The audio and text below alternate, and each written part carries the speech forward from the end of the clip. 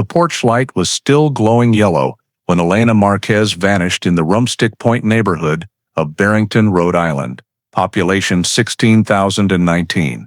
A thick, late autumn fog was rolling in off Narragansett Bay that evening, draping a cold shroud over the normally peaceful riverside streets. At 9:12 p.m., Elena's neighbor, Judith Kramer, gave a small wave through her kitchen window as she watched the 22-year-old college student carrying a canvas tote walk down the narrow path that ran between their two modest New England-style homes. Elena was returning a paperback book that Mrs. Kramer had lent her earlier that evening, a book the older woman had owned for more than 20 years. She stood at the window and watched until Elena's figure gradually dissolved into the milky fog along the riverbank. The black coat she wore the last splash of color before the yard slipped back into silence. What happened in the next 53 minutes would haunt Barrington for the next 22 years. Before we dive deeper into the story, don't forget to subscribe to the channel and hit the bell so you never miss the latest cases. In late autumn 2000, Barrington, a quiet coastal town in Rhode Island, was settling into the rapidly shortening days as daylight faded earlier each afternoon. Rumstick Point, where narrow roads curl along the edge of the Warren River, was thick with the damp, cool smell of sea air and rotting maple leaves. Pale-colored wooden houses sat scattered along the waterfront, their porch lights flicking on early and casting weak pools of yellow in the spreading darkness. In a riverside house at the end of the neighborhood, Elena Marquez left her boyfriend Cole Harrington's place after a routine evening visit. She closed the door softly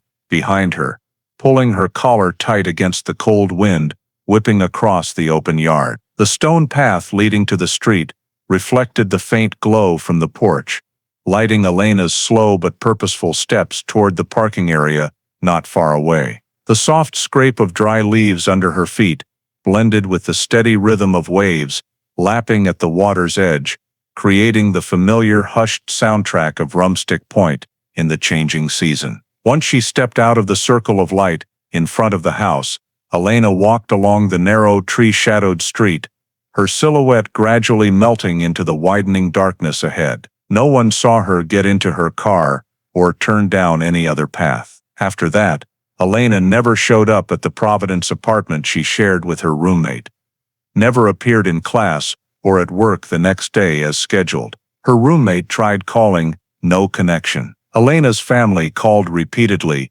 and reached out to close friends to see if she had changed plans without telling anyone, but no one had seen or heard from her. When attempts to reach her stretched through the night and into the next morning with no sign of life, the family had to accept that Elena's absence was no longer an ordinary delay. With mounting worry and no further way to check on their own, they decided to report Elena Marquez missing to the police. Almost immediately after receiving the report, the Barrington Police Department began processing the case under the standard protocol for an unusually absent adult. Initial details recorded included Elena Marquez's name, age, home address, and the last time her family had successfully reached her. From there, police launched their first verification step, retracing her entire schedule that day to determine whether she might have spontaneously changed plans without telling anyone. At Brown University, administrators confirmed Elena had attended her afternoon classes and showed no unusual behavior when she left the lecture hall. Her part-time job, a coffee shop on Thayer Street, reported she was not scheduled that evening and never stopped by. There were no medical appointments, no special events on her known calendar. Police then checked area hospitals in Providence, East Providence, and the East Bay region, from emergency rooms to inpatient wards. But no facility had admitted anyone matching Elena's description that night or the following morning. With the hospital angle yielding nothing, Barrington PD shifted to reconstructing the timeline based on her closest contacts. Her roommate said Elena had left for classes that afternoon, come home briefly in the early evening to change coats, then headed out planning to visit Cole Harrington. Close friends backed this up, saying she hadn't mentioned any other plans for the night. None of them received any odd texts or calls from Elena after she left campus. From that chain of information, police built a basic timeline. Elena finished classes, went home, changed, then drove from Providence to Cole's house in Barrington.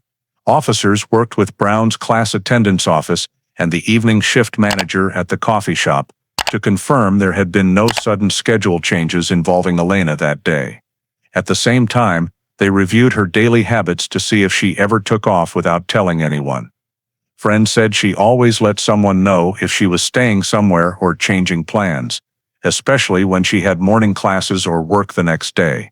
Once personal and academic contacts were exhausted, Barrington PD took a critical next step, interviewing Cole Harrington to confirm Elena had actually arrived at his house, as her roommate described.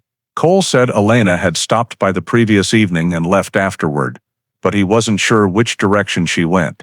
That confirmation led police to their preliminary conclusion that the last confirmed sighting of Elena was at Cole's house in Rumstick Point. To solidify that, they rechecked with neighbors in the area and found some who had seen Elena arrive, matching the accounts from her roommate and friends. No one else saw Elena anywhere after she left that house. When every ordinary possibility, schedule change, minor accident, sudden hospitalization, or staying with a friend, had been checked and yielded nothing, and when everyone closest to her agreed her disappearance was completely out of character, Barrington PD reached an initial determination. The case was logged as a missing person under unexplained circumstances. Based on the confirmed last sighting, police moved to the next investigative phase at Cole Harrington's house in Rumstick Point, a quiet residential area right on the river with narrow roads and sparse street lighting. Investigators arrived in the early afternoon to ensure enough daylight for a thorough environmental survey. They began with an overall observation of the house itself, a two-story, light-colored wooden home with a front walkway leading to the street and the rear opening toward the water's edge, where a narrow strip of lawn met a line of riverside trees. The back porch was supported by low wooden steps wide enough for a few pieces of outdoor furniture. From there, a stone path extended across the grass down to a small gravel area right at the riverbank, where the Warren River flowed slow and calm. The parking area sat to the left of the house, connecting to Rumstick Point's main road, where traffic was very light at night. Police documented all these details because they related to the possible directions Elena could have taken after leaving. After finishing the layout assessment, officers spoke directly with Cole Harrington to gather information about the evening Elena visited. Cole brought them into the living room, where windows overlooked the river and offered a view of the backyard path Elena had used when she left. He described Elena arriving in the early evening. The two of them talked in the living room and kitchen, nothing special, just catching up about the upcoming school week. According to Cole, the visit was completely normal. No arguments, no tension. He said Elena left after staying a short while, and that he stood on the porch watching her walk down the stone path toward the parking area. When asked if he actually saw her get into her car, Cole said he went back inside before she was completely out of sight. So he wasn't sure which way she ultimately went. Officers recorded the entire account as baseline information for later stages of the investigation. After the indoor interview, police continued examining the outdoor area because the surrounding terrain heavily influenced Elena's possible routes. The stone path from the back door led to open lawn with two natural directions, straight ahead to the parking area on the left side of the house, or right along a narrow path that hugged the riverbank. The terrain was fairly open with no solid fencing, so moving between directions was easy and inconspicuous. Police assessed the route to the parking area as the most likely because Elena normally drove when leaving Rumstick Point to return to Providence. Still, they noted in the report that the riverside path was quite dark at night and little traveled, so they couldn't rule it out. Officers also examined the edge of the yard leading down to the gravel riverside strip, where wind off the water was stronger and the ground damper from lingering moisture. They recorded that this route was seldom used and unlikely for Elena to take late on a weeknight, especially when she had to be back in Providence the next morning. All these observations were documented systematically to prepare for the most accurate possible reconstruction of her departure route in the absence of direct witnesses. After finishing the survey around the house, police asked Cole if he had noticed anything unusual the previous night or that morning. Cole said he heard no strange noises, saw no unfamiliar cars parked nearby, and received no calls or texts from Elena after she left. Officers checked the entrances, front yard, and other access points for signs of forced entry. Everything was intact. No physical evidence of outside interference. Overall, police found no signs of vandalism, dropped items, or obvious crime scene indicators around the property, so they did not collect physical evidence at that time. Only detailed notes for future analysis. Having compiled information from Cole, the property layout, and objective observations of Elena's likely paths, police outlined the most plausible exit routes, the primary one to the parking area, the secondary, along the riverbank, and a third via the front of the house to Rumstick Road. Each route was flagged for broader verification because they represented the directions Elena might have chosen the night she vanished. Identifying these routes played a crucial role in the next phase, when police would need to search, cross-reference, and reconstruct the timeline of Elena's final movements and determine whether any unusual factors appeared along the paths she could have taken. After completing documentation at Cole Harrington's house, Barrington PD expanded their canvass to the surrounding Rumstick Point neighborhood, knocking on doors to gather information from nearby residents in hopes of pinning down exactly when Elena Marquez was last seen in the area and whether anyone witnessed her leaving. Officers went house to house along the road leading to Cole's, starting with homes closest to the main entrance and working outward to side streets connecting to the parking area and the riverside path. Several residents said they had seen Elena arrive the previous evening, describing a young woman in a light-colored coat getting out of her car and walking toward Cole's house. Those accounts lined up with Elena leaving Providence after class and visiting Cole as her roommate had confirmed. However, no one had information about which way she went when she left. When asked about any unusual sounds or activity the night Elena disappeared, a few people living close to Cole's house reported hearing a loud noise from that direction, not breaking glass or clear screaming, but something like two people talking tensely or raising their voices for a brief period. They couldn't make out words or gauge seriousness because wind and distance blurred the sound, and in such a sparsely populated area, noise from inside homes rarely drew attention.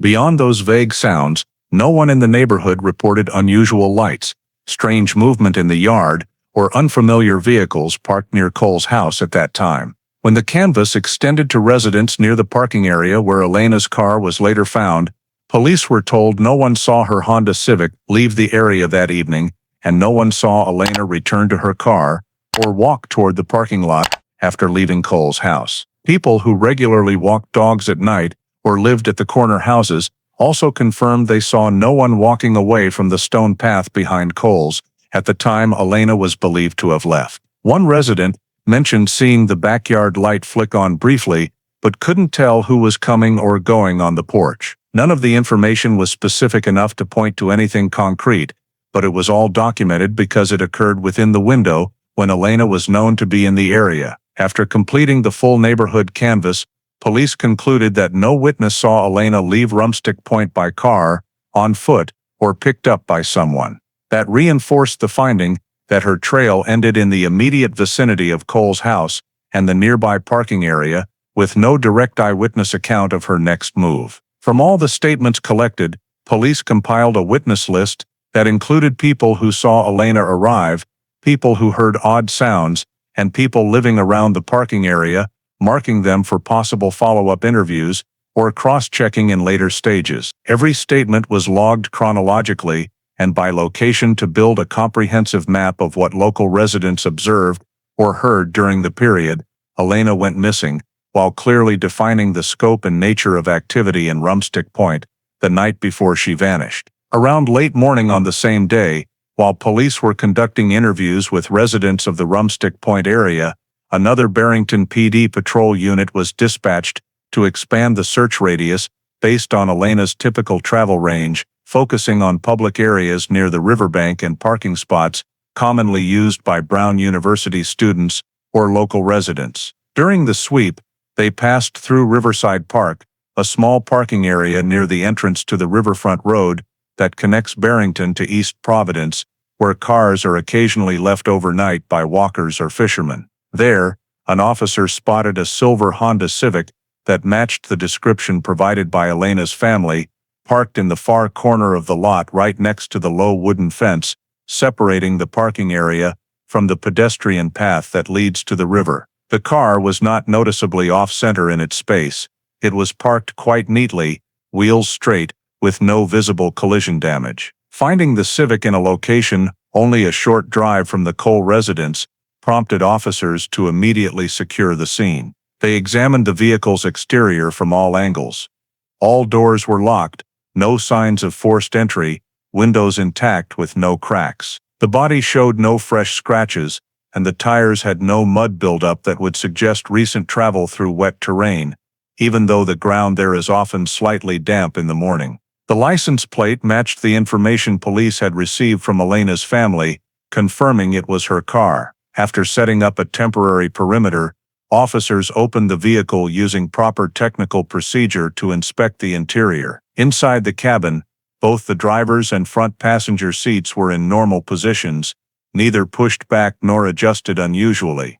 The front floor mats held a few scraps of paper and old receipt bags from weeks earlier, but nothing new or out of place from the period when Elena went missing. On the back seat were just a sweater and a few textbooks for her Brown classes, all exactly as her roommate had described. No signs of a search, struggle, or disturbed belongings. When the trunk was opened, it contained no luggage or large items, just an old personal bag with a rain jacket, tissues, and an empty water bottle. Nothing in the trunk indicated recent travel or any suspicious fluids.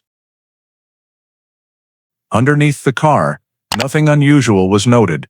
The even layer of dust suggested it had not been driven over rough terrain since its last wash.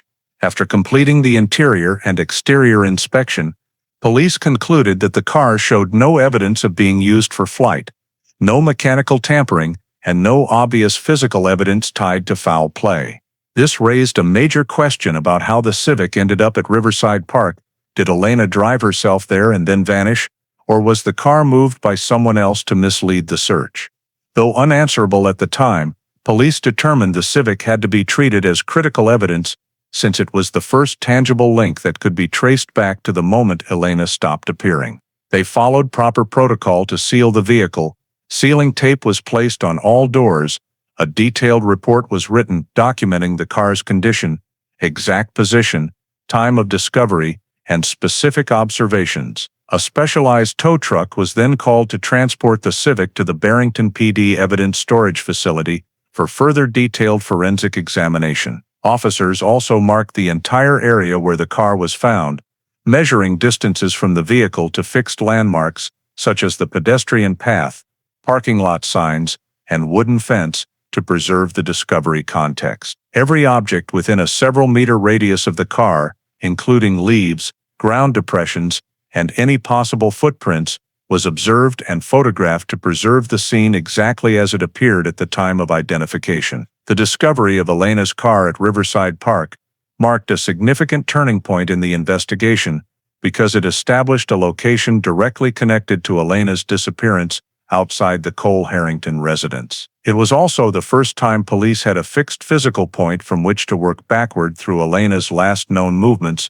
before the disappearance entered a phase with no clear timeline. The car became the focal point of subsequent analysis and a key factor in expanding the assessment of where Elena might have gone or been taken on the night she vanished. Immediately after locating Elena's car at Riverside Park, Barrington PD activated a wide-area search phase aimed at covering every place Elena could have walked or been taken between leaving Cole's house and the car appearing in the parking lot. On the first full day of searching, a K-9 tracking team was brought to Rumstick Point to pick up Elena's scent, starting from the backyard of the Cole residence, where she was last seen. The tracking dogs began at the back porch, followed the stone path toward the driveway, then veered onto the grassy area along the river. Initially, they showed mild reactions to lingering scent on the path, suggesting Elena had indeed walked that route. However, near the damp soil and gravel shoreline,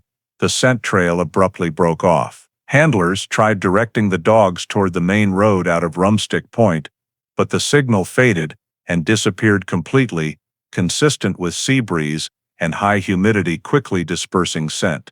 This interruption meant police could not rely on canine units to determine which direction Elena left the property, forcing them to shift to coordinated multi-team grid searches instead. A waterborne search team was deployed that same afternoon, using small motorboats to patrol the Warren River in both directions, downstream toward the Barrington River Bridge and the town of Warren, and upstream toward narrower Rumstick Cove, surrounded by low trees. Crews used depth sounders and binoculars, carefully scanning both banks, especially at points where footpaths lead down to the water or where signs of recent human presence were visible. Nothing suspicious was seen floating on the surface, but the team noted several muddy, low-lying areas along the shore that would require diver follow-up.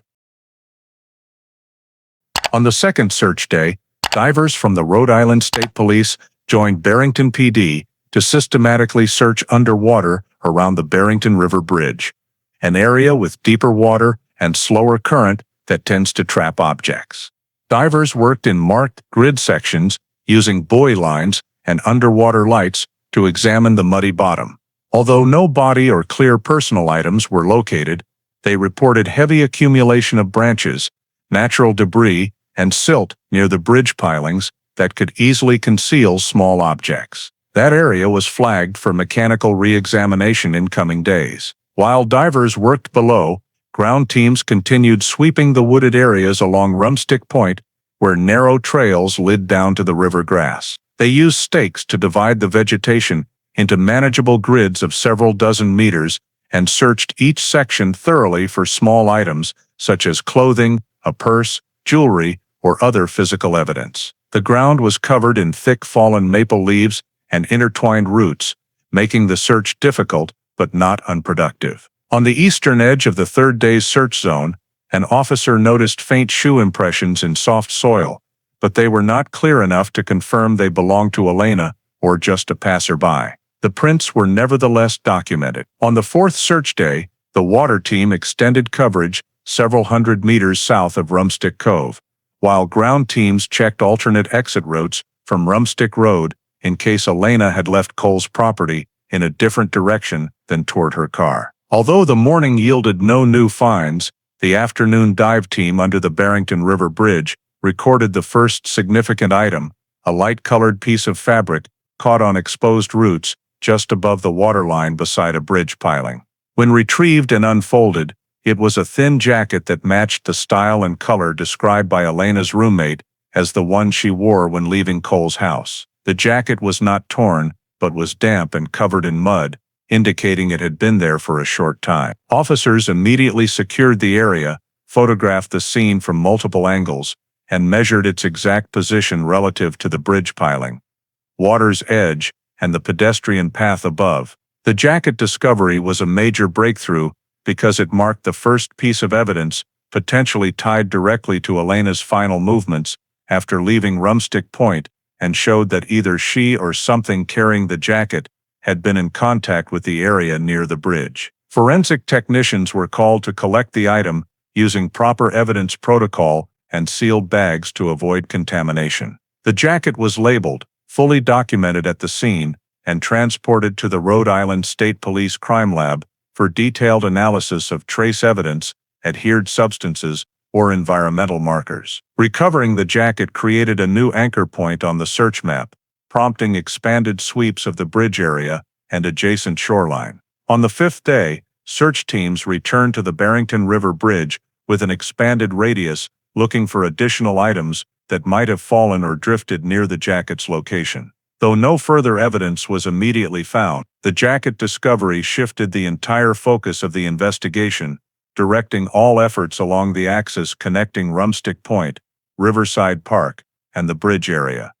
The first place a tangible object directly linkable to Elena had appeared after she left Cole's house. The jacket recovered from the base of the bridge was rushed to the Rhode Island State Police Crime Lab to begin preliminary forensic analysis, a critical step to confirm whether the item truly belonged to Elena Marquez and whether it could provide any clues about her movements after leaving Cole Harrington's house. Technicians started with a general surface examination, noting physical condition, moisture level, staining, and any unusual wear. The outer fabric showed uneven mud adhesion concentrated along the lower hem and right side, suggesting contact with the ground or low objects, but no evidence of dragging or heavy impact. The inner lining was relatively clean, with only faint discoloration from moisture and soil seepage. Using optical magnification and alternate light sources, technicians searched for trace fibers adhered to the surface. They recovered numerous small fibers, cotton, wool, and some thin nylon, but most were of undetermined origin, likely transferred from common environments such as car trunks, upholstery, clothing, or household carpets. In 2000, fiber analysis was limited to material type and color comparison and could not reliably link fibers to a specific source location. Next, the team examined cuffs and shoulder areas for signs of forceful interaction that would appear if the jacket had been grabbed or yanked. However, there were no tears, stretched seams, or scratches indicating mechanical assault. Seams were intact, buttons secure, and the zipper functioned normally. This made it difficult to determine whether Elena suffered trauma or violence while wearing the jacket, as no clear physical evidence of pushing, pulling, or falling existed on the garment. In addition to the jacket, the shoes and adhered soil collected from Elena's apartment during the initial investigation were re-examined for comparison. Although the shoes themselves were not found at the bridge scene, police needed to know whether soil on the soles matched samples from the jacket recovery site to establish if Elena had walked there voluntarily. Basic microscopic comparison of color, texture, and mineral composition showed the soil on Elena's shoes was light brown and dry, consistent with many locations in Barrington and Providence, but it did not fully match the darker, wetter, fine gravel silt recovered near the bridge piling.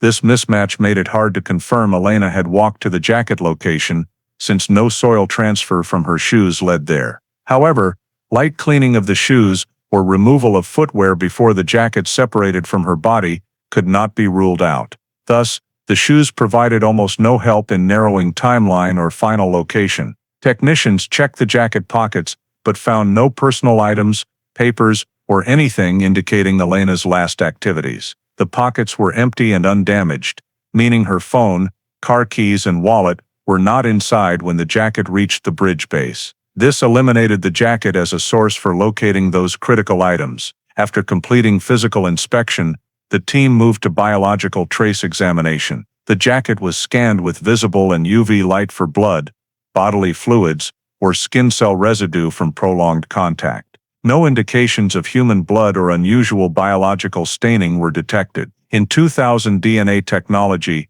extracting usable profiles from scattered skin cells on fabric was practically impossible without a substantial sample. Attempts to collect cells from high-contact areas yielded quantities too small for profiling. The absence of usable DNA meant police could not confirm whether Elena was wearing the jacket when it reached the bridge location, or if it had separated from her earlier. They also could not determine whether anyone else handled the jacket after it fell. Additionally, there were no cuts, stab marks, tears, or signs of ripping. Zipper and buttons remained intact. No evidence supported direct violence associated with the jacket. All of this rendered the jacket ambiguous evidence, clearly connected to Elena, yet unable to point definitively to the actions or circumstances that caused it to appear at the bridge base. Upon completing the preliminary analysis series, technicians compiled a report for Barrington PD, stating that the jacket matched the size and style Elena wore when leaving Cole's house, but contained no biological traces strong enough to determine her physical condition or actions. When the jacket separated from her, no signs of mechanical assault were present, and adhered material could not be tied to a specific location. The report also emphasized that, given 2000-era technology, the jacket could not confirm whether Elena was alive and standing at the bridge base or indicate her exact final location. After completing the analysis of the jacket and synthesizing information from the initial days of searching, the Barrington PD returned to work with Cole Harrington to review his entire original statement in order to cross-reference it with the data they had collected from witnesses in the Rumstick Point area and the timeline reconstruction of when Elena appeared in the vicinity. The session was scheduled at the police headquarters, where the investigating officers asked questions in chronological order to more clearly establish the exact times Elena arrived at and left Cole's house. Cole stated that Elena arrived at his home in the early evening, and the two of them stayed in the living room discussing schoolwork and plans for the coming week. He described the conversation as normal, with no arguments or anything that led to tension. Regarding the question of when Elena left, Cole repeated that she left the house not long after arriving, and that he stood on the porch watching her walk down the stone path toward the street. However, when asked further whether he saw Elena get into her car or walk in any particular direction after crossing the lawn, he continued to insist that he went back inside the house and did not watch her all the way to the end. The police compared this statement with information from witnesses. Several neighbors confirmed they saw Elena in the area, but no one saw her leave. When this fact was presented, Cole appeared surprised but did not change his statement about not knowing which direction Elena took when leaving the area. Next, the police asked to verify the timelines in Cole's statement using supporting data such as receipts, personal journals, or phone records. Cole provided that on the evening Elena visited, he had made a short call to a relative living in Tiverton to confirm weekend plans. The police later checked the landline records and confirmed the call existed, though the timestamp was slightly different from the time Cole emphasized in his account. Although there was this small discrepancy, the police determined that a difference of a few minutes is common with subjective recollections and did not consider it a significant contradiction. They continued by asking Cole to provide details about his activities immediately before Elena arrived and immediately after she left. Cole said that before Elena arrived, he was preparing a simple dinner and watching the news. After she left, he cleaned up the kitchen for a while and then continued watching television until he went to bed. When cross-checked against the cable television log for the programs aired that night, the schedule matched Cole's general description, although it was impossible to confirm he actually watched those programs. The police also asked whether Cole left the house at all that evening, and he firmly stated that he stayed home the entire time from before Elena arrived until he went to sleep. To verify this, the police asked neighbors living near Cole's house whether they saw his car leave the area or noticed any unusual activity related to him during that time frame. The surrounding neighbors reported that they did not see Cole's car move and did not hear any loud noises beyond the vague sounds already provided in previous interviews. When asked whether Cole received any calls or messages from anyone else while Elena was at his house, he said no and offered to let them check his phone. However, Cole's cell phone at that time did not retain a full message history due to device limitations, and the landline only recorded one incoming call early in the evening that was unrelated to Elena. These factors showed no significant contradictions and did not indicate unusual behavior. The police continued by examining Cole's vehicle, inspecting tire treads, the interior, and the most recent usage according to the owner, but found nothing inconsistent with his statement.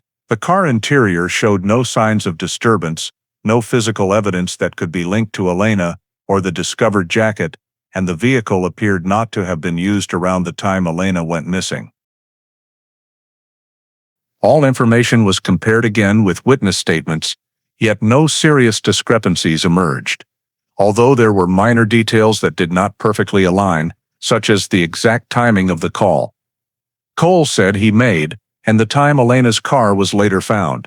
The police assessed these as not strong enough contradictions to designate Cole as a formal suspect. The timelines could still reasonably fit his account, and no physical evidence existed to prove Cole was directly involved in Elena's disappearance. Therefore, after this first session, the file noted that Cole Harrington continued to be considered the last person with information about Elena, but there was insufficient basis to classify him as a suspect, and the officers still needed to expand the scope of the investigation beyond Cole's house to search for other clues that might clarify Elena Marquez's final movements. After finishing the session with Cole Harrington and checking direct leads from the Rumstick Point area, Barrington PD moved on to screening public locations Elena Marquez might have visited after leaving Cole's house, based on her daily habits, familiar travel routes, and the roads connecting Barrington to Providence. The goal of this step was to determine whether Elena appeared at any location recorded by security cameras or remembered by store employees after the last confirmed sighting. The investigative team was first dispatched to the Providence area, where Elena lived and studied, to check ATM cameras near the Brown University campus and along Thayer Street, the area she often visited to buy dinner or use an ATM before heading home. However, most ATMs in 2000 had low-quality black and white cameras that only retained footage for a short period. The remaining recordings from the suspected time frame showed no sign of Elena. Even the clearest camera at a bank on the corner of Brook Street did not capture anyone matching Elena's build or clothing description. From Providence, the police expanded the search to convenience stores along the main routes connecting Providence to Barrington. These stores typically stayed open late and had security cameras pointed at the checkout counter or entrances, suitable for recording customers during the hours Elena was in Rumstick Point. However, store employees said they did not remember seeing Elena that night, and the camera recordings, which only stored a few hours of footage and had already been overwritten, could not provide any images from the time Elena went missing. Some stores had turned off their cameras hours before Elena left Cole's house, further limiting the search scope. When the Providence routes yielded no results, the police shifted focus to Barrington, where Elena had been before disappearing. In the Rumstick Road and County Road areas, small gas stations were also checked.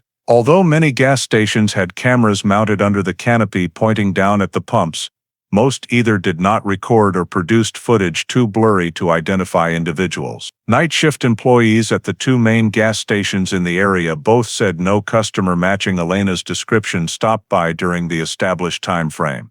The police continued questioning each employee about whether they remembered any young woman buying anything or pumping gas from the previous evening into the early morning hours, but most had no information or recalled nothing noteworthy. Other locations where Elena might have stopped, grocery stores, pizza places, late-night coffee shops, or pharmacies, were all screened by checking bank card receipts and asking staff about customers during the suspected time period.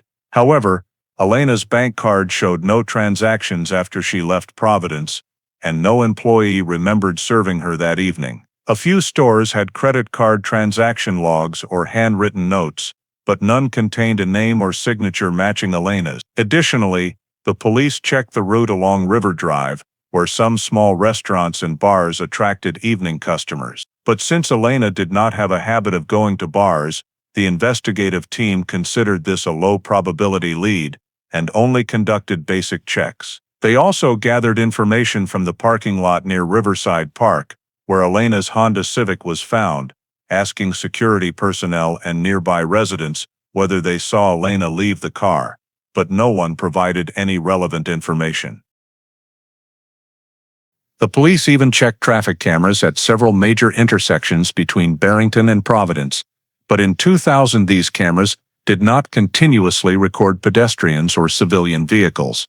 They were only used for live traffic monitoring. No video data was archived for retrieval, when every location with potential to have captured Elena on camera yielded nothing. The investigative team had to face the reality that there was no indication Elena appeared at any public place after leaving Cole's house. This made determining her direction of travel extremely difficult, because if Elena had left the Rumstick Point area by her own car or on foot, she would normally have appeared at least one of these locations. The complete absence of any image or witness sighting across numerous busy locations further suggested that if Elena did leave Rumstick Point, the departure happened quickly, quietly, and without passing through routes or commercial establishments equipped with surveillance cameras. At the same time, this raised the possibility that Elena did not leave voluntarily after exiting Cole's house, or that she was intercepted somewhere without leaving clear traces. However, At that point, such hypotheses could neither be confirmed nor ruled out. From the results of scanning locations Elena might have visited, Barrington PD recorded that there was no evidence pointing to a specific direction of travel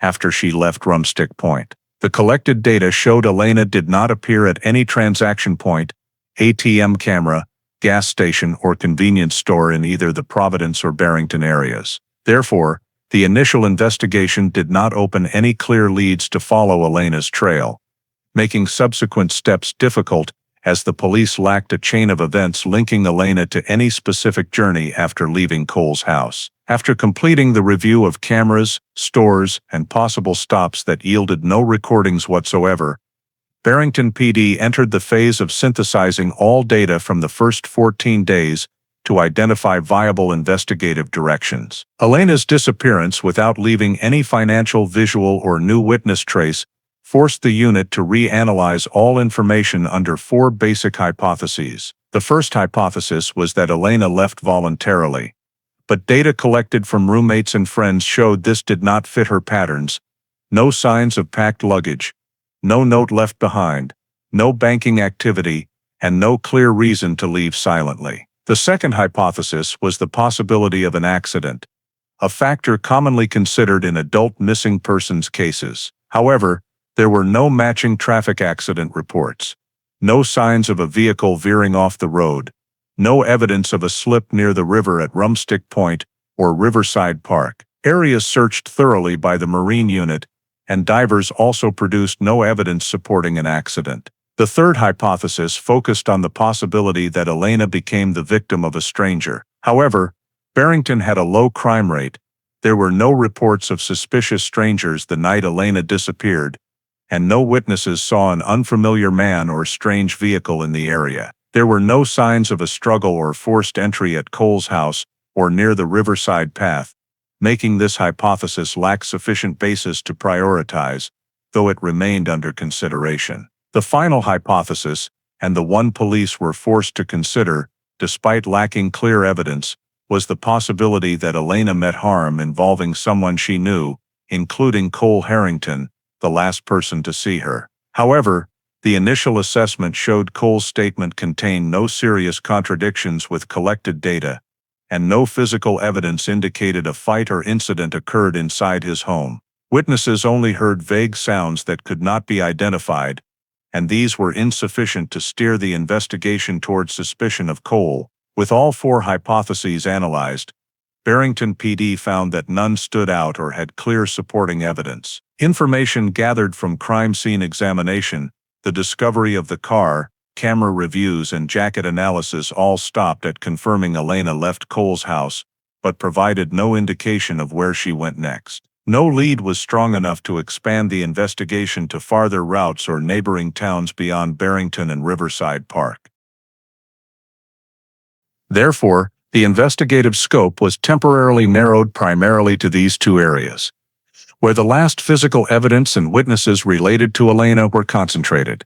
The narrowing was not a conclusion, but a temporary measure to avoid spreading resources across unsupported directions. All data from the first 14 days was compiled into an internal report, clearly stating that although many avenues had been checked, no new leads emerged to determine Elena Marquez's final path. In the many months following the initial information synthesis phase, Barrington PD continued monitoring every possibility that Elena Marquez might have surfaced anywhere, but no new data was recorded. Elena's bank account was checked periodically at 1, 3, and 6-month intervals, yet there were absolutely no withdrawals, card payments, or any financial activity whatsoever, no matter how small, which was completely contrary to the regular spending habits of a student on daily necessities and living expenses. Her phone number also generated no signal after the night she disappeared. It never connected to any cell tower, sent or received messages. The complete absence of phone activity over an extended period further reinforced the likelihood that the device was turned off, damaged, or no longer in Elena's possession. In parallel, the police maintained contact with Brown University, which recorded no return to classes or any system logins belonging to Elena. They also stayed in touch with her part-time workplace, Receiving the same response for months, Elena did not show up, did not submit a leave request, and did not contact them with any reason. The prolonged absence from all three systems, school, work, and banking, indicated she was no longer active in daily life from the moment she went missing. A strong signal that the case was highly unlikely to be a voluntary departure. Although Barrington PD occasionally returned to Riverside Park and the Barrington Bridge area to search for additional evidence after water levels dropped or strong winds altered the riverbank terrain, no new physical evidence was discovered. Efforts to re-interview Rumstick Point residents also yielded no usable information. No one saw strangers that night, no one noticed unusual movement afterward, and no one heard again the kind of loud voices previously mentioned. Leaving the timeline reconnection of the evening, Elena left Cole's house at a dead end. The police also monitored other missing persons reports in the region and compared them to Elena's case for common patterns or signs of stranger activity, but no similar cases existed, making the stranger victim hypothesis almost impossible to expand. By 2002, after 2 years with no progress, the file was considered lacking any further traceable leads. In 2003 and 2004, the investigation was maintained mostly at a passive monitoring level, consisting of checking legal records, identification documents, and social security systems to see if Elena had used her personal number to rent housing, get a job, or apply for documents elsewhere. All checks showed no sign she had engaged in any civilian activity since disappearing. Entering 2005, after 5 consecutive years with no significant new data, Barrington PD had to reassess the feasibility of keeping the case in active investigation status. With limited resources and a steady increase in new cases each year, they decided to transfer Elena Marquez's file to archival status for handling by a unit specialized in long-term missing persons cases. The official file was handed over to the Cold Case Unit of the Rhode Island State Police, along with all scene documents, search maps, evidence collected in 2000, and complete witness notes. The transfer marked the end of years of active investigation that produced no results, although no conclusion was reached about where Elena went or what happened to her. The case entered a state of complete impasse, awaiting possible future conditions that might open new investigative directions. In 2010, 5 years after Elena Marquez's file had been placed in the Rhode Island State Police Cold Case Unit's archives, the unit conducted its periodic review of long-term missing persons cases to determine whether advances in forensic science might open new investigative avenues. Elena's file was placed on the medium priority list, primarily because evidence had been collected from the scene, including a jacket found at the foot of the Barrington River Bridge, shoes, soil samples, adhering microfiber traces, and numerous scene photographs taken during the 2000 search. The review began with a re-examination of all physical evidence in storage, followed by an assessment of whether 2010 forensic techniques differed enough from those of 2000 to yield new data. The jacket was the first key item retested. Technicians used improved microfiber analysis systems, including polarized light microscopy and infrared spectroscopy, but the results mirrored those from 2000. The fibers on the jacket were too varied and too common to be tied to any specific location. Soil adhering to the jacket was compared with samples taken from the bridge area, Rumstick Point, and Riverside Park, but no strong match emerged. The mineral composition was too similar to soil common throughout eastern Rhode Island to be geographically distinctive. The jacket also showed no blood, no tears or rips, and no signs of mechanical violence immediately prior to its abandonment. Because 2010 DNA technology still required larger samples, and the amount of cellular material on the jacket had not increased over time, attempts to re-extract DNA failed. Technicians recovered only a mixed, insufficient DNA profile that could not produce a clear genetic record, meaning the jacket still could not reveal who had last touched it, or Elena's condition when it left her body. After the jacket, the forensic team reanalyzed the soil and material recovered from Elena's shoes. Although 2010 soil particle, texture and color analysis systems were more precise, the shoe samples still showed no evidence of contact with the area beneath the bridge. The soil on the shoes was consistent with many common locations around Providence and Barrington and lacked geographic distinctiveness. This prevented the cold case unit from concluding that Elena had ever been at the spot where the jacket was found, or, if she had, whether she arrived there while still alive or after the jacket had been removed from her body. Finally, to complete the review, the unit re-examined Cole Harrington's vehicle trunk, which had only received a basic inspection in 2000. This time, they used oblique lighting, luminescent powder, and biological reagents to search for traces that might have been missed. No blood, distinctive fibers, or signs of a struggle were found. Dust particles and tiny fibers collected from the trunk also could not be linked to Elena's evidence. Although 2010 technology was more advanced, it was still not sensitive enough to detect microscopic traces that might have remained after many years. All results were compiled into an internal cold case unit report. The evidence yielded no new data. Biological samples were insufficient for DNA extraction. Soil, fabric, and microfiber samples did not link Elena to any specific location, and Cole Harrington's trunk contained no suspicious traces under the technical standards of the review. The final conclusion recorded that the Elena Marquez case, even when re-examined with 2010 technology, offered no basis to expand the investigation and would remain in storage. In 2017, when the Rhode Island State Police Cold Case Unit conducted its next periodic review of unresolved missing persons cases, Elena Marquez's file was pulled for the second time since being archived. A young officer newly assigned to the unit, while reviewing the original 2000 crime scene photographs, noticed a detail that previous reports had only vaguely mentioned: a small necklace lying near the edge of Cole Harrington's backyard, in a series of photos showing the stone walkway and the grass along the fence line. The necklace had not been collected at the time because it was deemed unrelated debris, possibly belonging to someone in the house or present beforehand. But the young officer saw that the original scene report contained no description of any effort to trace its ownership.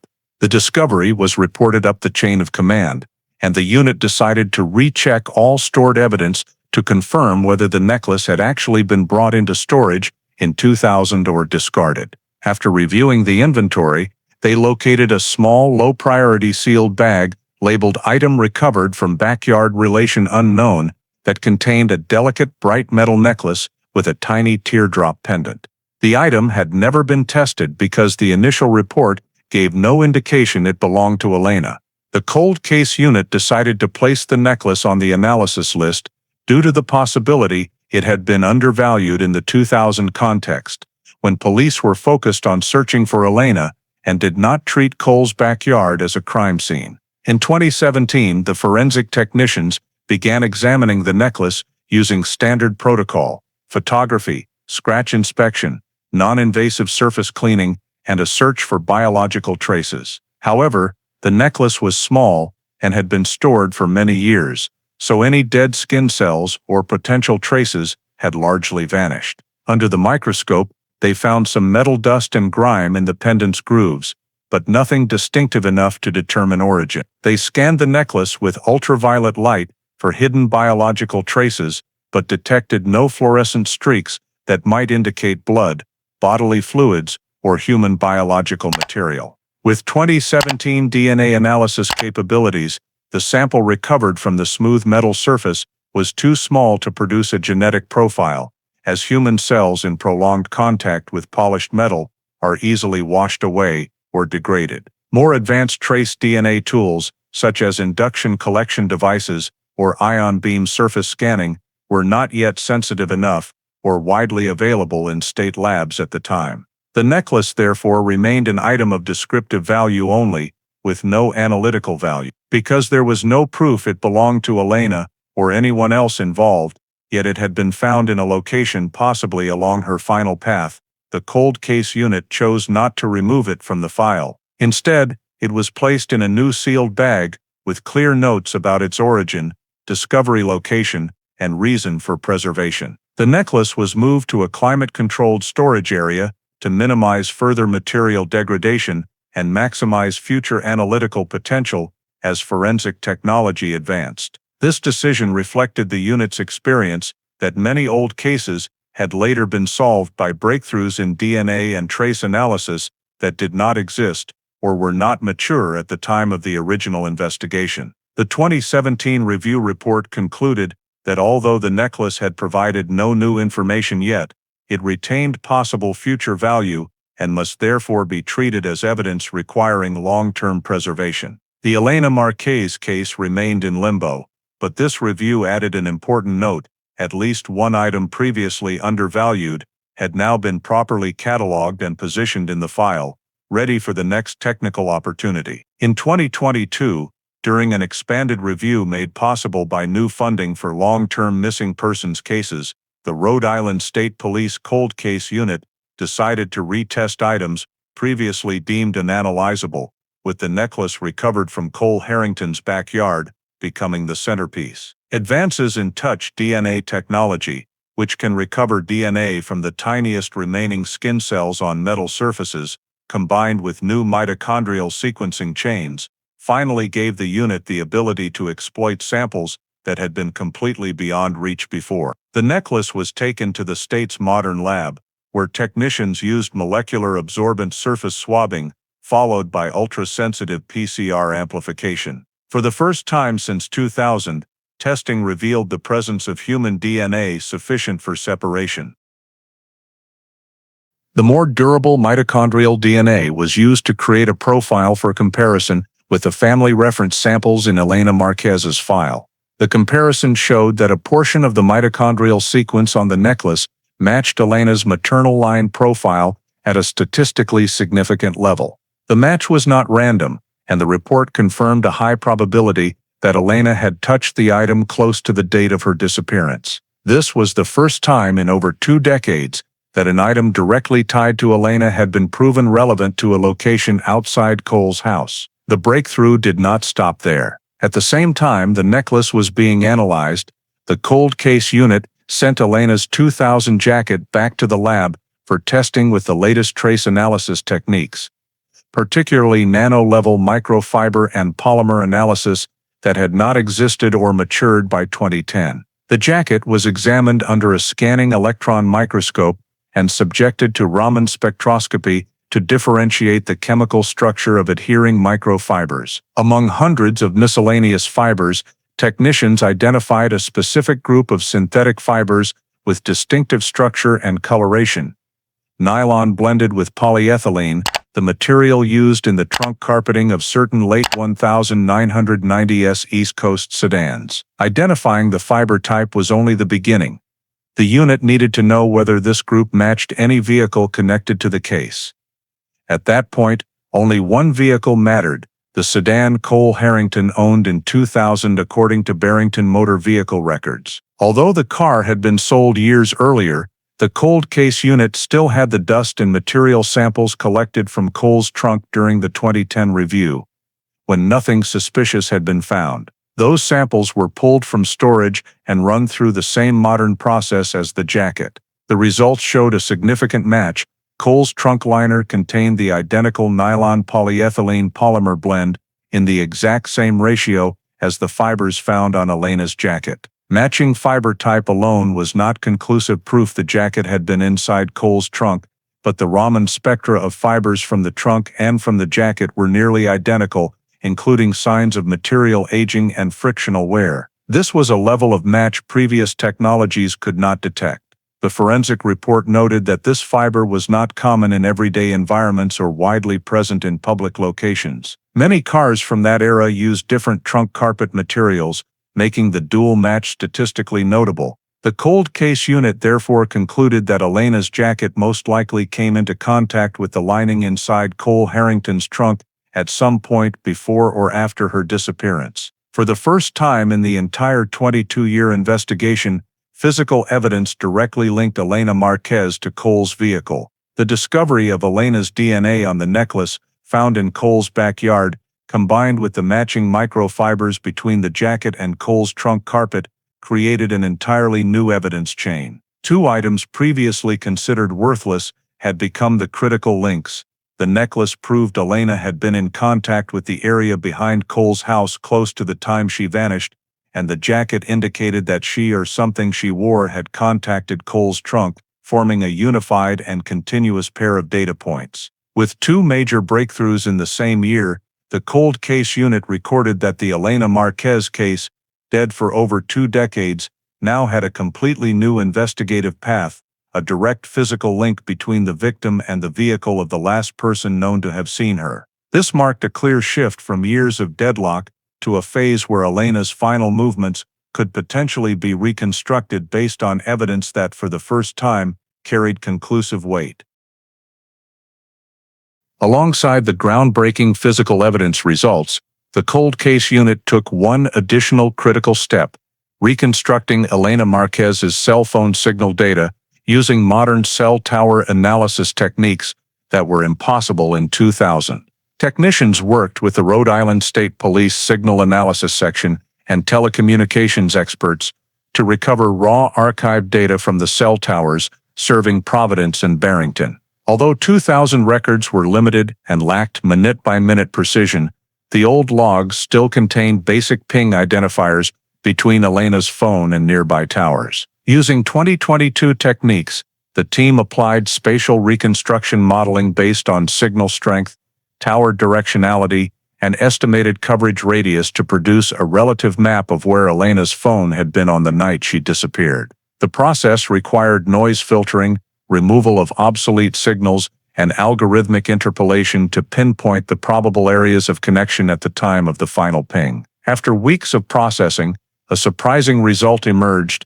The last signal from Elena's phone did not match Cole Harrington's statement about when she left. According to Cole, Elena stayed only briefly before leaving, and the original 2000 police assumption was that the signal dropped completely shortly after she left the Rumstick Point area. The 2022 remapping showed the opposite. Elena's phone continued connecting to the tower serving Rumstick Point, a cell site oriented toward the Barrington riverfront, for a significantly longer period than the time Cole claimed she had already left the house. The reconstructed data revealed a series of weak but steady pings that extended well beyond the moment Cole said she walked away. This indicated the phone remained within that tower's coverage footprint and showed no sign of moving far from the area during the recorded time frame. That tower's coverage was quite specific.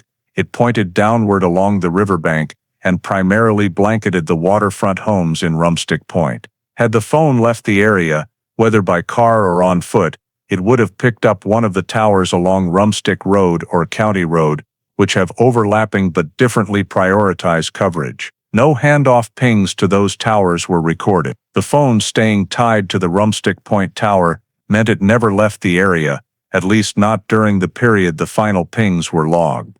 This discovery was highly significant to the cold case unit because it directly contradicted Cole's description that Elena walked down the stone path in the backyard and vanished from his sight moments later. From a technical standpoint, cell tower remapping cannot pinpoint an exact location, but it can define a reasonable area where the device remained present. With these data, police concluded that Elena's phone stayed in the vicinity of Cole's house for a substantial period after the time he claimed she had departed, far beyond any natural margin of error between subjective memory and objective records. This became a crucial crack in Cole's statement, eliminating the possibility that Elena left immediately and strengthening suspicion that she remained within the Rumstick Point area after Cole said she was gone. With the cell tower analysis added to the file, the cold case unit marked the first time in over 20 years that a direct technically supported contradiction existed between Cole's account and objective data about the final activity of Elena's phone, opening a new interpretive path for what might have happened during the window in which she disappeared. When new forensic data from the necklace, jacket, and cell tower remapping revealed significant contradictions with Cole Harrington's statements, the cold case unit decided to return and re-interview the surviving witnesses living around Rumstick Point one more time to determine whether any details had been overlooked or undervalued during the original investigation. The goal of this new round of interviews was to reevaluate the observations from 2000 in light of the new technical evidence, with particular focus on the last known time frame in which Elena Marquez could still have been present in the area. One of the priority witnesses for re-interview was an elderly resident whose house was 2 lots away from Cole's backyard. In 2000, she had told police she heard a loud noise coming from the direction of Cole's house, but couldn't specify what it was. This time, when asked with the updated timeline and context, she said her memory was still quite clear on the evening Elena disappeared. She heard intermittent crying, not very loud, but distinctly different from normal conversation. She described the crying as that of a young woman, mixed with what she believed was a man speaking in a low but tense voice. She hadn't connected it to the disappearance at the time because she wasn't sure which house the sound came from, and in that riverside neighborhood, sounds could be carried or distorted by the wind, making the exact source hard to pinpoint. However, when her account was cross-referenced with the new forensic timeline, especially the data showing Elena's phone remained in Cole's area longer than he had claimed, her statement took on greater importance. The investigators noted that the sound she described could align with the period when Elena's phone was still connected to the Rumstick Point cell tower, one of the key timestamps that had just been re-established in the file. In addition to this elderly witness, the cold case unit also revisited an employee at a convenience store on the route from Providence to Barrington, where Elena often stopped for drinks or snacks after class. In 2000, the employee had no clear recollection of Elena on the evening before she vanished. But during the 2022 re-interview, with Elena's photos shown for comparison and the time window narrowed, the employee said he might have seen a woman who looked very much like Elena that night, not at Rumstick Point, but earlier at the store. The woman seemed hurried. She bought a bottle of water and a quick snack and left immediately. The employee described her as more tense than the average customer, holding items somewhat unsteadily and constantly glancing toward the parking lot. Although he couldn't be 100% certain it was Elena, he distinctly remembered the woman looking like someone who was upset or worried about something. In 2000, this statement was considered too uncertain to be useful. There was no security footage, and the witness couldn't positively identify her. But in 2022, once the forensic timeline showed Elena had left Providence and arrived at Rumstick Point within a specific window, the statement was re-evaluated and found to match a logical travel time for Elena before reaching Cole Harrington's house. The cold case unit added this description to the new timeline to see whether her stressed emotional state lined up with any other data. When these witness statements were placed alongside the cell tower data and physical evidence, the investigators saw potential connections. If Elena had left Providence already stressed and arrived at Cole's house in an unstable emotional state, it could explain why the elderly neighbor heard crying and tense conversation during the period Elena's phone signal was still in the coverage area near Cole's house. To strengthen the data, the cold case unit continued re-interviewing the remaining neighbors around Rumstick Point. Some had nothing new to add beyond what they had said years earlier. But one resident recalled a small detail on the night Elena disappeared. The backyard light at Cole's house stayed on much longer than usual, unlike his normal habit of turning it off early. Although this was a vague observation, the investigators compared it to the cell tower timeline to consider the possibility that Elena was still in the backyard or near the house during the period the light was on. These scattered memories, when first recorded, lacked the reliability to drive any investigative direction. But when placed in the context of the new forensic evidence, they became supporting data points that helped form a more continuous chain of events. The cold case unit compiled all the newly collected 2022 statements and incorporated them into an expanded timeline that merged witness accounts with physical evidence and phone signals. For the first time, pieces of information that had seemed disconnected began linking together in a logical sequence. A stressed state before arriving at Rumstick Point, a longer presence in Cole's area than originally claimed, crying and muffled tense conversation heard during that time, and the absence of any witness seeing Elena leave the area. When the entire data set was verified and cross-checked against the new forensic timeline, The cold case unit marked this as the most significant advance in witness investigation since 2000. The first time it directly supported the suspicion that the situation at Cole Harrington's house on the night Elena disappeared was not as normal as he had described. As the new forensic data and additional witness statements began painting a clearer picture of the night Elena Marquez vanished, the cold case unit moved to a behavioral psychological evaluation phase to assess the reliability of Cole Harrington's statements over more than 2 decades. The team compiled every statement Cole had given in 2000, 2010, and 2017, along with notes from brief police contacts while the case was inactive. They placed each statement side by side to identify consistencies and discrepancies and to evaluate whether small but repeated contradictions might represent a pattern of withholding information. The first timeline marker Cole provided in 2000 was that Elena left his house not long after arriving, a vague description of time that he never made more specific, despite police repeatedly asking for an estimate. When compared to his 2010 statement, the investigators noted that Cole continued using similarly vague language about time, avoiding concrete markers. In 2022, when the new forensic showed Elena's phone remained in the Rumstick Point area longer than he had described, Cole responded that he might have remembered wrong or wasn't watching the clock. The cold case unit saw this as a consistent pattern. Cole always avoided providing verifiable time specifics, especially when those times could be checked against objective data.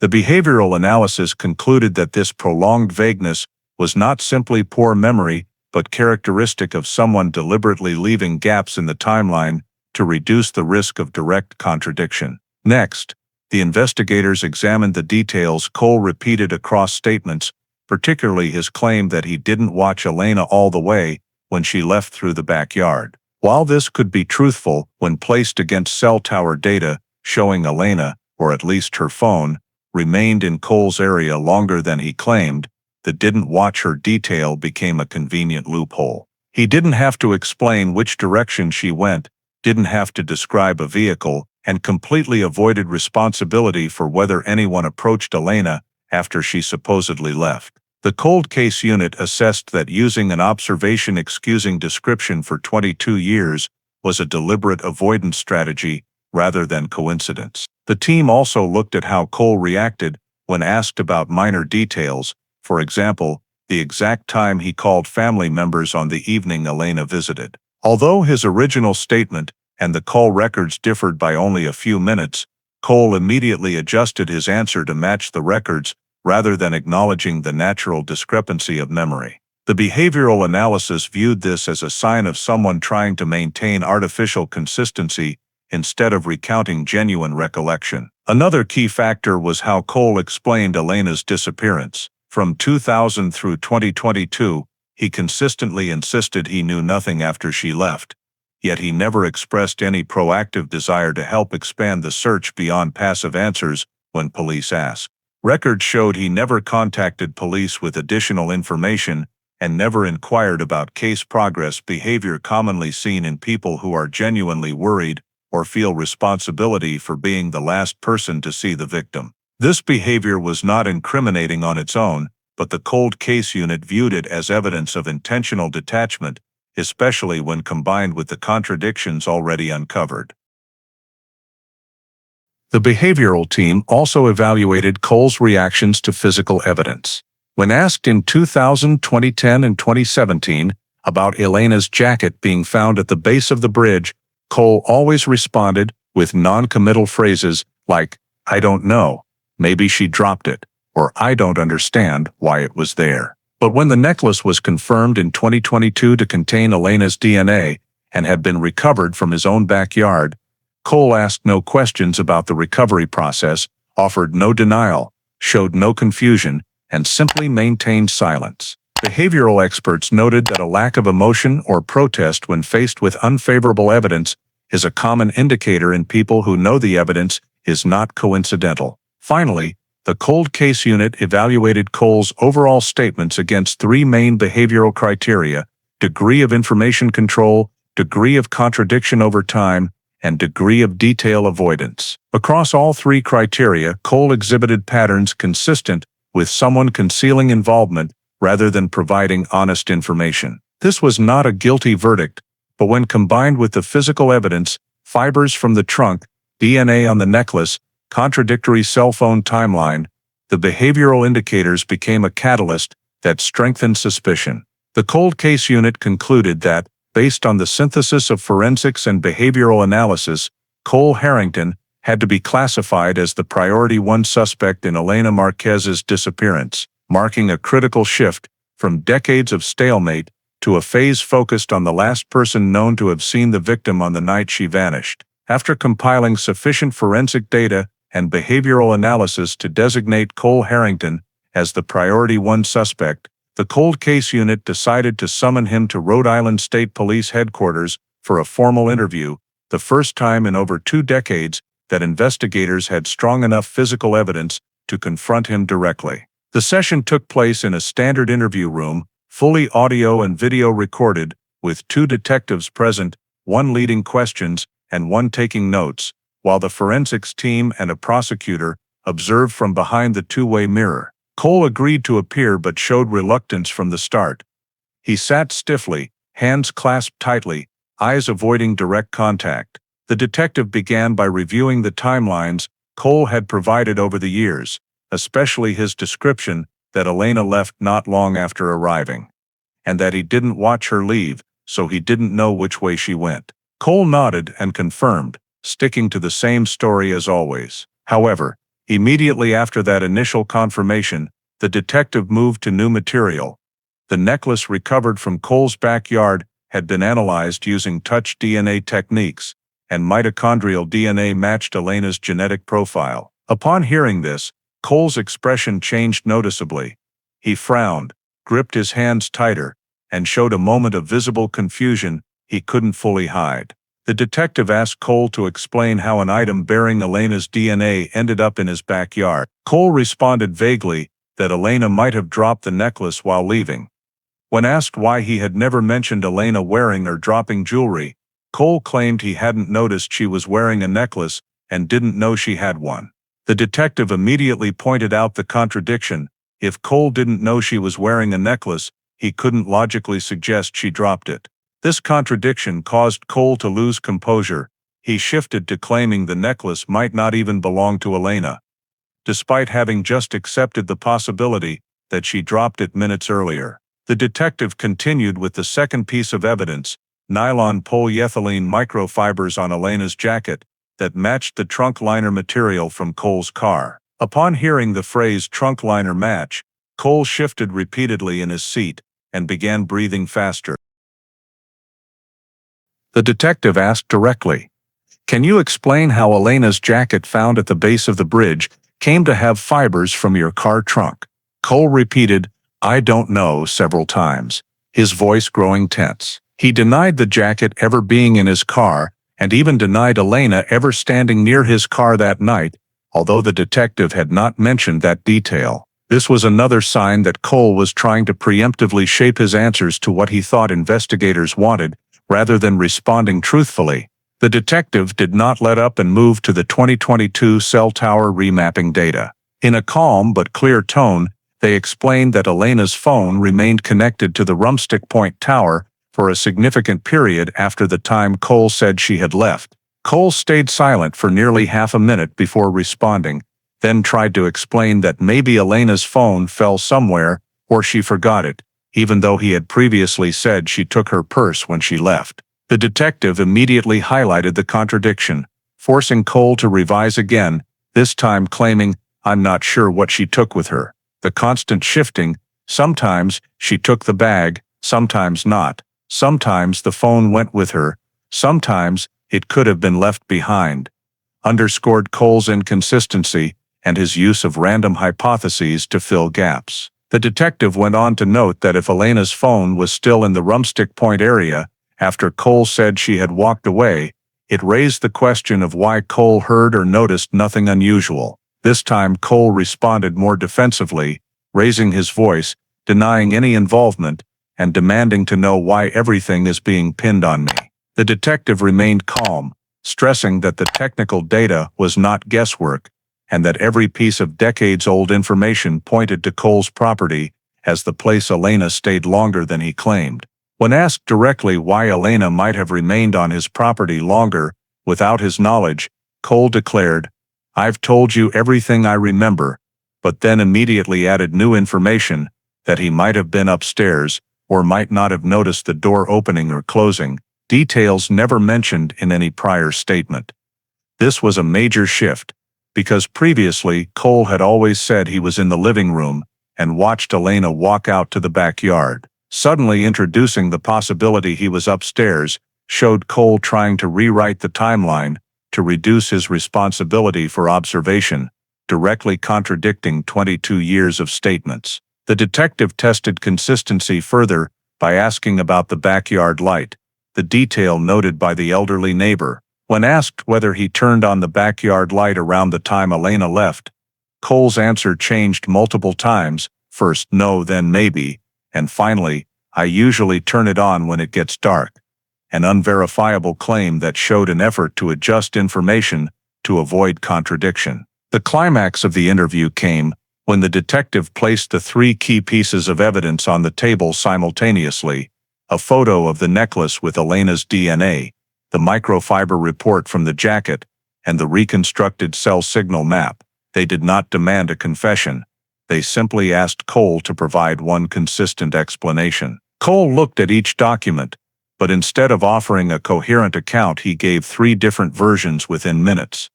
One, Elena left on her own; two, someone else came after she left; and three, maybe the necklace fell earlier, and the jacket contacted my car some other time. All three versions contradicted his own prior statements, contradicted each other, and contradicted the objective data. By the end of the interview, Cole still admitted no involvement in Elena Marquez's disappearance. However, he had contradicted himself on multiple critical points: the time Elena left, whether she took her belongings, whether he watched her leave, whether her phone could have been left behind, and how the necklace ended up in his yard. The chain of contradictions and his abnormal reactions to undeniable physical evidence led the cold case unit to record the 2022 interview as a pivotal step.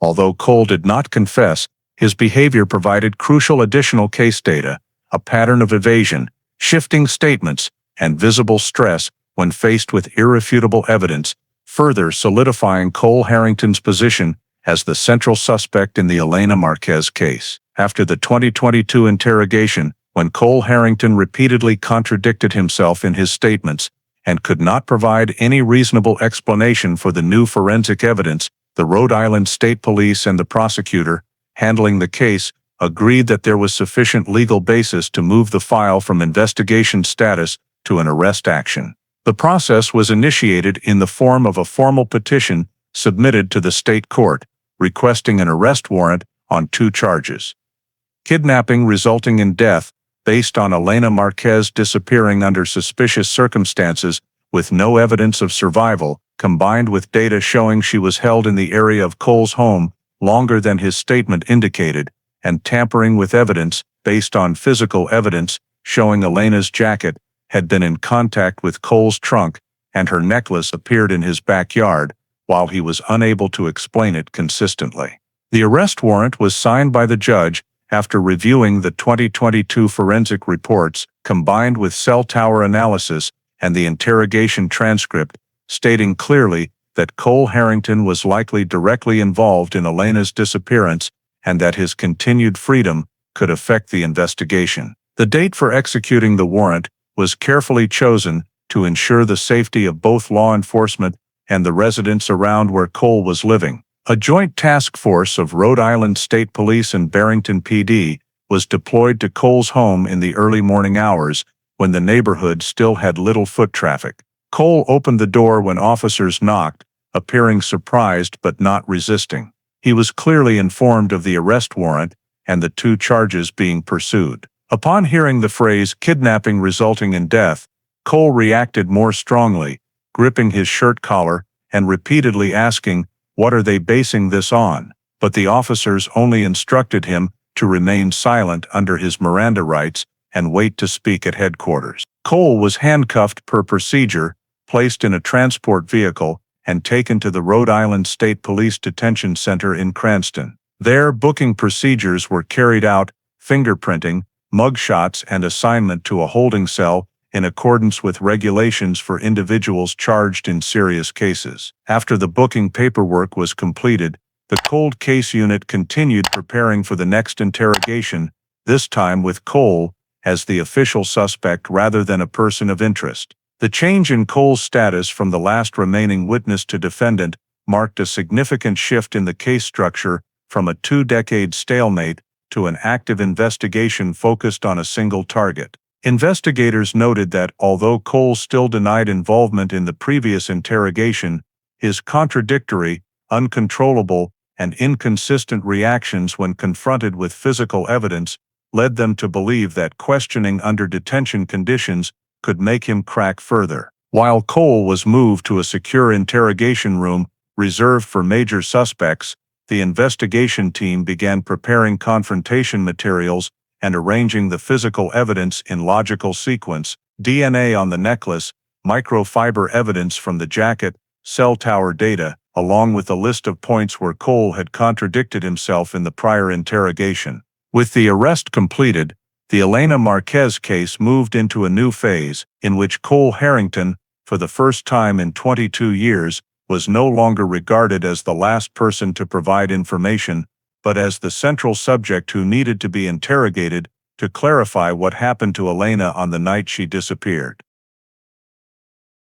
After the arrest warrant was executed, and Cole Harrington was placed in custody, the cold case unit conducted the second interrogation under tightly controlled conditions, with the presence of veteran detectives, a prosecutor representative, and a forensic technician to ensure everything was fully recorded. This time, Cole was no longer in a position of control. His defensive posture was obvious as he entered the room. Hands trembling slightly, eyes darting between the table and the two-way mirror. The detective opened the session by placing all the evidence established in 2022 on the table: the necklace containing Elena's DNA, the microfiber report from the jacket matching the material in Cole's trunk lining, and the cell tower map showing Elena's phone remained in the area of his home longer than he claimed. With no way left to dodge, Cole stared at the floor as the detective demanded he look at each item and explain why everything pointed directly to him. For the first several minutes, Cole stayed silent, hands clenched so tightly his knuckles turned white. When the detective emphasized that there was no longer any possibility the evidence ended up there by chance, and that every indicator showed Elena never left Cole's property alive, Cole began breathing heavily and covered his face with his hands. He said in a low voice, audible to the recorder, "I didn't mean to hurt her." This was the first sentence Cole uttered that acknowledged something serious had happened at his house. When asked to elaborate, Cole recounted that he and Elena had argued, and in the heat of the moment, an accident occurred that caused Elena to fall and hit her head on the corner of a cabinet. The detective did not interrupt, but asked Cole to describe each action in detail. Cole explained that after Elena lost consciousness, he panicked, did not call for help, and everything got much worse very quickly. When asked why he didn't call 911, Cole only said he was afraid it would be misunderstood. The detective continued with the critical question, where Elena's body ended up afterward. Cole looked down at the table, sighed, and said in almost a whisper that he took her away from the house. When pressed to say exactly where, Cole was silent for a long time before answering that he put Elena's body in his trunk and drove south to a remote area near Point Judith, a sparsely wooded region with coastal trails he had visited as a child. He described driving to an area with no homes, parking under tree cover, carrying the body deeper into the woods, and burying it shallowly under leaf litter and soil. When asked why he chose Point Judith, Cole said he just wanted to get away as fast as possible. His description of the location was fairly detailed, turning off the main road onto a small dirt path, passing 3 large trees growing close together, then walking a short distance to a natural depression near some rocks. Despite his unsteady voice, Cole was able to provide basic landmarks. The cold case unit immediately assembled a search team combining state police, forensic anthropologists, and canine units trained for human remains, and headed to the wooded area near Point Judith, based on Cole's directions. The area was large, and the terrain had changed somewhat over more than 2 decades. But natural markers like the cluster of large trees and the rocky outcrop were still there. After hours of sweeping the area, a canine alerted to a suspicious spot, leading the team to a patch of ground where the soil color differed slightly from the surroundings. The forensic team carefully excavated layer by layer and soon uncovered part of a human arm bone beneath the leaf litter. Continuing deeper, they recovered nearly the entire skeleton, covered by sand, soil, and tree roots that had grown through over time. A few scraps of fabric remained, along with a simple ring that Elena's family confirmed she always wore. Once the entire excavation site was declared safe, the remains were collected and transported to the Rhode Island State Police Forensic Lab for examination and identity confirmation. Technicians analyzed the bones, took measurements, compared anatomical features, and especially collected DNA samples from teeth and long bones. The DNA was compared to the family reference samples from Elena's mother, stored since the early years when the case went cold, and the results came back as a perfect maternal line match. This was the final, legally binding confirmation that the remains found in the Point Judith woods were those of Elena Marquez.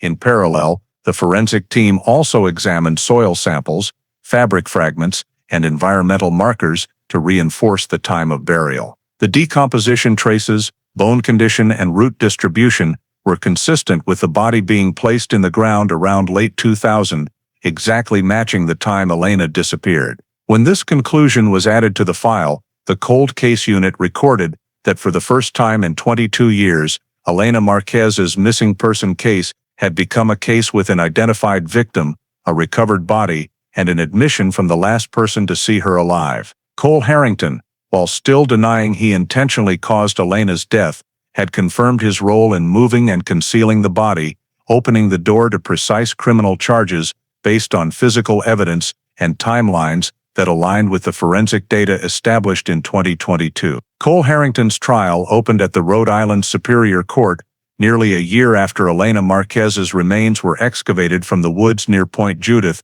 drawing heavy media and community attention as a missing person case of more than 2 decades that had finally been solved.